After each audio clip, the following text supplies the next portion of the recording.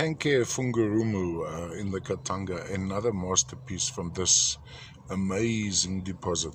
Now what we have is a young dolomite, a typical brecciation on this dolomite, a little bit of shall we say rock art or painting of heterogenite going across some of the sections. And of course, typical to Tenke, the cobaltan calcite, you'd have little vugs of the cobaltan calcite sitting in between. And here we have a solid plate of the cobaltan, a very thin layer of cobaltan calcite sitting over the dolomite matrix. In unison with this, or in formation, you have these crystals which could be malachite, could also be some visigierite. We'd have a closer look. I think we may be looking at visigierite. It looks like a little bit of an abstract form of the malachite in this case.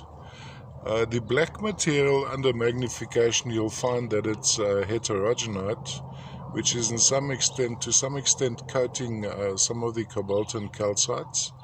Heterogenite, of course, manifests itself as black to silver metallic boteroids, going around like that.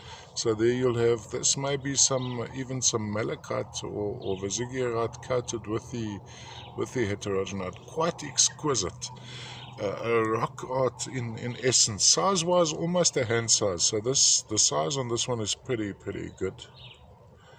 All the way from Tenke Fungurumu in the Katanga, and there's a very light dusting of a chrysocolla on that section as well. You'll see almost a blue to grey going across there, which would be some chrysocolla. So from a display point of view, you'd have it going on a turntable like this, going across, looking from the top down. This is the effect you'd have. And of course, another abstract view of the specimen would be this, but I prefer the other side.